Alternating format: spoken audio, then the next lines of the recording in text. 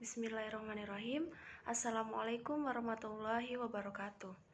Perkenalkan, saya Aminah Saputri dengan NIM 20700119024. Nah, pada kesempatan kali ini, saya akan menjelaskan materi tentang kemajuan serta kontribusi dinasti Fatimiyah terhadap peradaban Islam.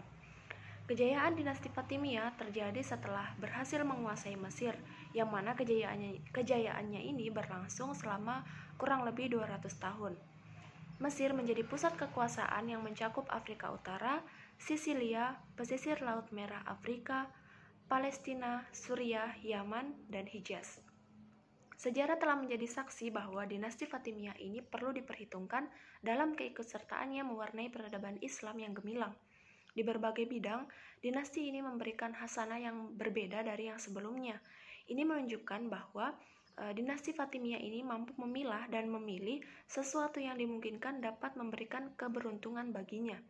Ada banyak perkembangan yang ditorehkan oleh dinasti Fatimiyah, antara lain yang pertama terletak pada bidang keagamaan. Sesuai dengan asal-usul dinasti Fatimiyah, yang mana merupakan sebuah gerakan yang berasal dari sekte Syiah Ismailiyah, yang mana secara tidak langsung dinasti ini sebenarnya ingin mengembangkan doktrin-doktrin Syiah Ismailiyah di tengah-tengah masyarakat. Namun, dengan adanya berbagai pertimbangan, mereka tidak terlalu memaksa pemahaman ini untuk harus diikuti oleh para penduduk, sehingga para penduduk ini dibebaskan untuk beragama sesuai dengan apa yang mereka yakini. Hal ini dilakukan supaya mereka ini selalu mendapat dukungan dari rakyat demi berdirinya dinasti Fatimiyah di negeri para nabi. Yang kedua, bidang ilmu pengetahuan dan kebudayaan. Dalam bidang ilmu pengetahuan dan kebudayaan, dinasti Fatimiyah dapat dikatakan mengungguli prestasi Bani Abbas di Baghdad dan Bani Umayyah di Spanyol pada saat yang sama.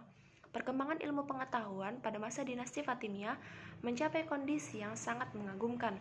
Hal ini disebabkan dengan berkembangnya penerjemahan dan penerbitan sumber-sumber pengetahuan dari bahasa asing seperti bahasa Yunani, Persia, dan India ke dalam bahasa Arab, yang banyak mendorong para wazir, sultan, dan umara untuk melahirkan tokoh-tokoh ilmu pengetahuan dan sastra.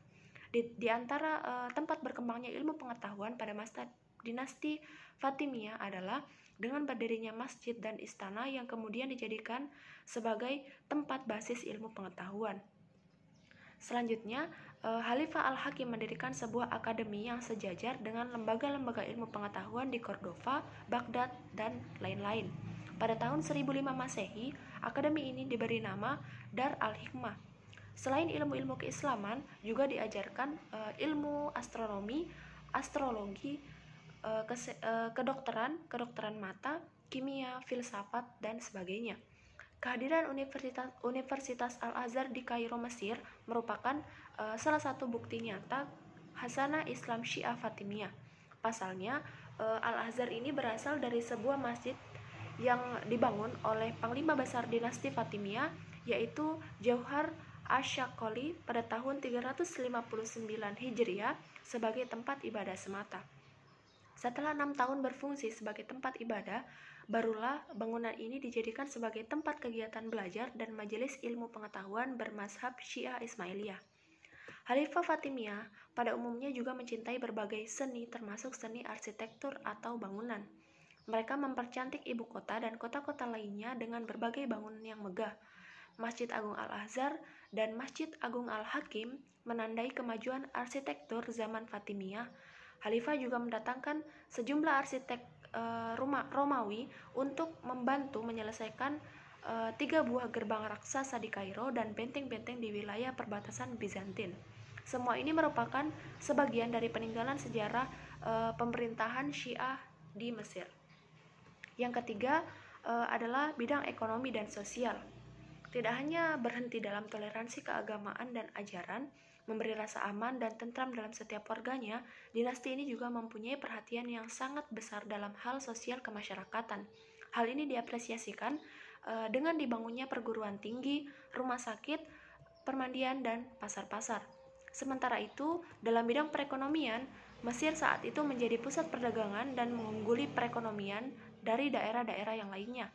Hubungan perdagangan dengan non-muslim dibina dengan baik, termasuk dengan India dan negeri Mediterania yang beragama Kristen, serta melakukan hubungan kerjasama dengan Republik Italia, Almaji, Pisa, dan Vinice. Ekonomi mereka didukung dengan hasil pertanian yang unggul dan juga hasil perindustrian yang berkualitas. Mesir kala itu menjadi jembatan perdagangan antara Asia Timur dan Eropa. Pemerintahan dinasti Fatimiyah membangun prinsip perdagangan secara bebas dan terbuka. Para pedagang ini hanya diberi beban pajak impor dan ekspor. Pendapatan dalam negeri pun tak kalah saing dalam memberikan pemasukan pada kas negara. Pemerintah dinasti Fatimiyah juga menghimbau kepada setiap industriawan yang saat itu sukses untuk hidup untuk tidak hidup secara berlebihan dan bermewah-mewahan. Yang keempat yaitu bidang politik. Pada masa pemerintahan Fatimiyah, kepala negara dipimpin oleh seorang imam atau khalifah. Dan yang menjadi syarat penting yang harus dipenuhi dalam pengangkatan seorang imam adalah adanya nash atau wasiat khusus dari imam sebelumnya.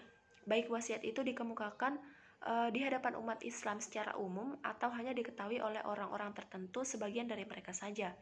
Para imam di dinasti Fatimiyah dianggap sebagai penjelmaan Allah di muka bumi. Mereka menjadikan imam-imam ini sebagai tempat rujukan utama dalam syariat dan orang yang paling dalam ilmunya. Selanjutnya, dari segi politik juga, Daulat Fatimiyah ini membentuk wazir-wazir, yaitu wazir tanfis dan wazir tafwid. Di samping itu, Daulat Fatimiyah juga membentuk dewan-dewan dalam pemerintahannya. Di antaranya ada Dewan Majelis, Dewan Nazar, Dewan Tahqiq atau Sekretaris, Dewan Barid atau Pos, Dewan Tartib atau Keamanan, Dewan Kharaj atau Pajak, dan lain-lainnya. Bentuk pemerintahan pada masa Fatimiyah ini merupakan suatu bentuk pemerintahan yang dianggap sebagai pola baru dalam sejarah Mesir. Dalam pelaksanaannya, khalifah itu adalah sebagai kepala yang bersifat temporal dan spiritual. Pengangkatan dan pemecatan pejabat tinggi berada di bawah kontrol kekuasaan khalifah.